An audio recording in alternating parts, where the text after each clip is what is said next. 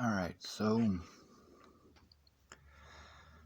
those of you who got to see the evidence on my Facebook that I posted before it was destroyed, although not all of it was destroyed, you got to see that during the period of time where I supposedly stalked Natalie to Virginia, that I had been invited.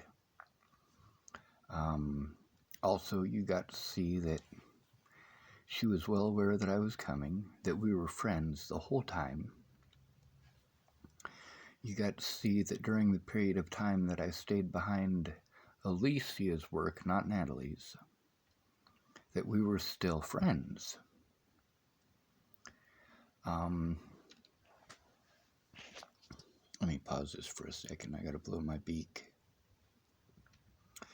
Those of you who got to watch Mandy Hughes' videos on here before they were taken down, you got to see that Mandy Hughes had much to say about the police not willing to take her report. Miss Peaches spoke about the police not being willing to take her report.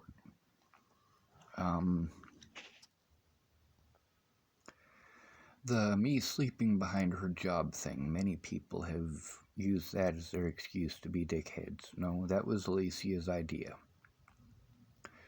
So I proved that I didn't stalk Natalie to Virginia or in Virginia.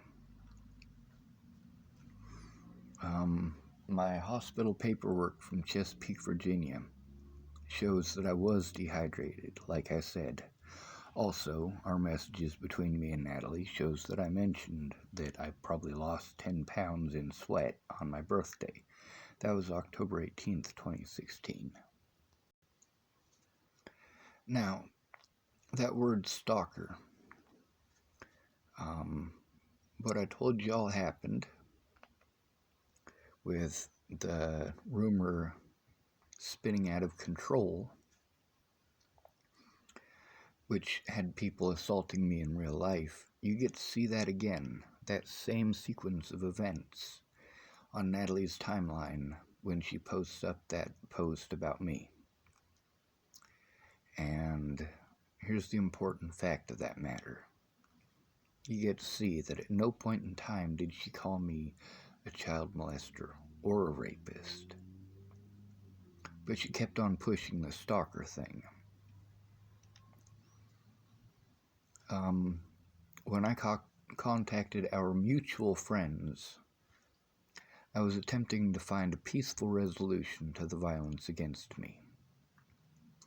Now, you get to see on Natalie's timeline how immediately people, when she posts that about me stalking her, that immediately people start screaming, he looks like a chimo, he looks like a rapist, and so on and so forth. But you also notice that Natalie never at any point said that. Natalie never said that. But there were people on there who were making those claims, and then next thing you know, there's a lot of hatred towards me. And that's the point, is that that sequence of events that happened before Natalie died, just prior to Natalie's death, you get to see that clear as day, right there on her timeline. That same sequence of events happened prior. That same sequence of events happened when I left Virginia in 2016. The word stalker warped into something that it wasn't. They had claimed that I threatened their family in Virginia. I didn't threaten anybody in Virginia. I got my vehicle stuck in the fucking road. That wasn't a choice. I was dehydrated. My safety network was gone, and I was freaking out. I was out of money. I spent all my money going to see Natalie because I didn't want her to fucking kill herself. So, with that slander in mind, and Denver 7 not willing to take a look, matter of fact, they blocked me,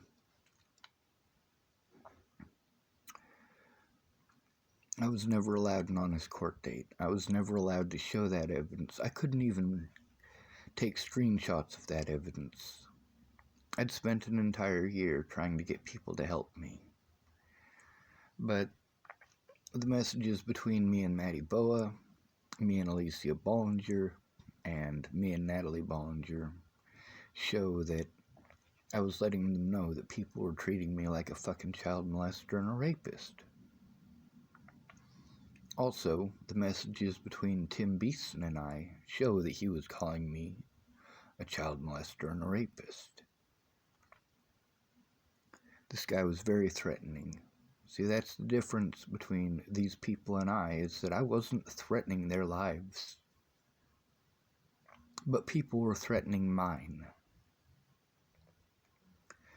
By the time Tim Beeson got involved, I'd already been assaulted multiple occasions in real life. It wasn't just on the internet, it was in real life. I wasn't stalking anyone. And I wasn't harassing Natalie either. I was begging for help getting this to stop. Now, the Dual County Sheriff's Department, they had an officer named Jordan Anderson, who these officers were friends with in Dual County. After Natalie's death, these officers were friends with this guy. Before her death, this guy had told me that he had real police work to do, and told me that I just needed to man up. Something that a lot of people say to me.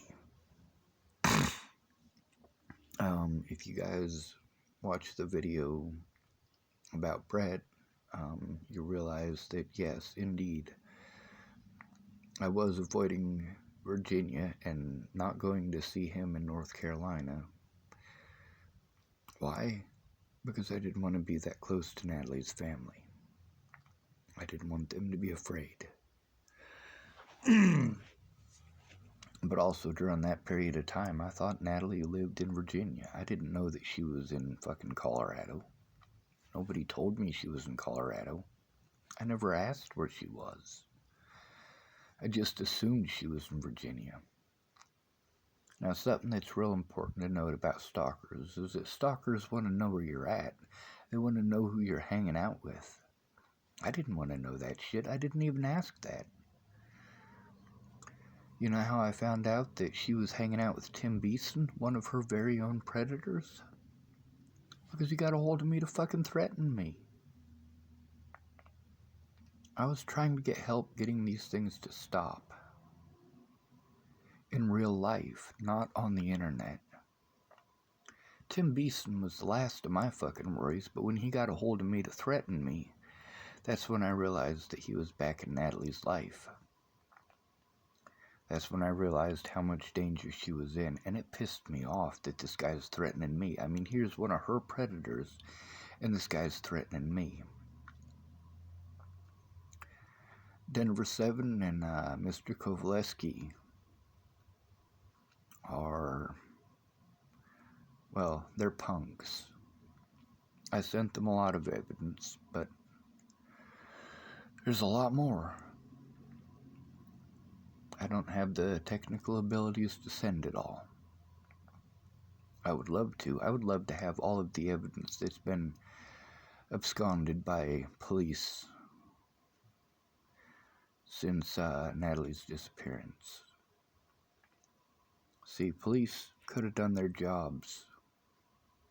Police in Dual County and police in Boulder County could have done their jobs.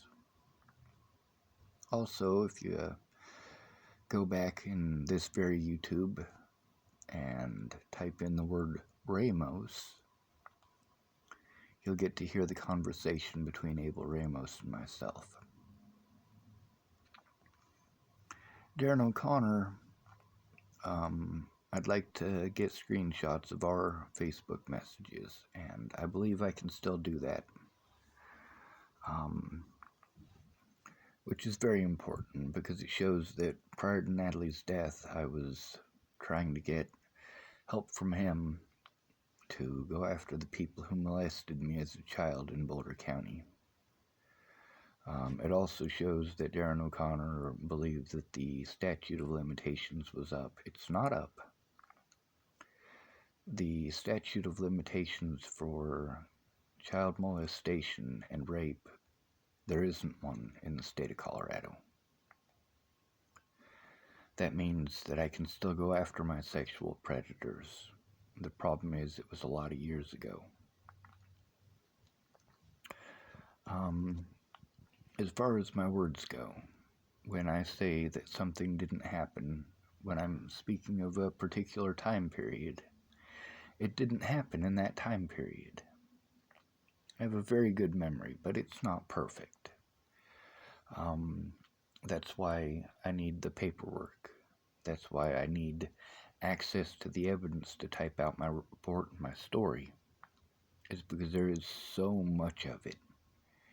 And I'm not going to remember every date and every time and every this, that, and the other.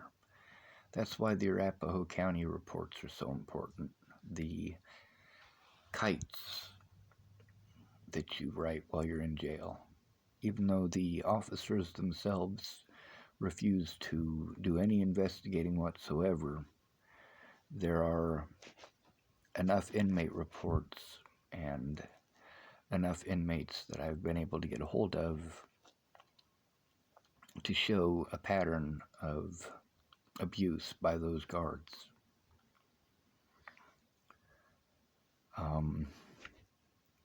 You don't speak out about the guards or they'll hurt you. They'll lie, they'll cheat, they'll steal, they don't care. You're not a human being, you're in jail, you're a scumbag. Many officers, while I was in there, straight up and outright lied to me. I am going to explain to you what shutdown mode is. That's where I've dealt with too much and I shut down. I'm in an abusive environment. With Shannon Alvarado, when I spoke with her, I want to say 3 or 4 times before I screamed at her. And every time she did the talking over me thing and telling me stories about everybody else and telling me stories of these people and those people and almost everybody who offered to help me, I ended up spending more time listening to them than they spent listening to me. Shannon Alvarado is learning. Miss Peaches, she learned quite a bit too. She could actually help out people who are autistic, and not just people who are autistic, but also people who suffer from PTSD, such as veterans. This is because of what she's learned since the beginning of this case. Now, prior to Natalie dying, the first time that I went to talk to Miss Peaches was just after leaving Virginia. It was December of 2015, or 2016. And A-Bear was a dick. And that made it impossible to get anything done.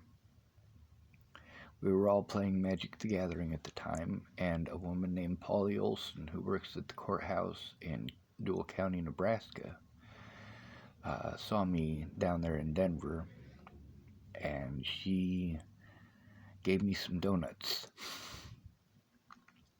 I've spoken with her several times since. She gave me the number to the Nebraska and Colorado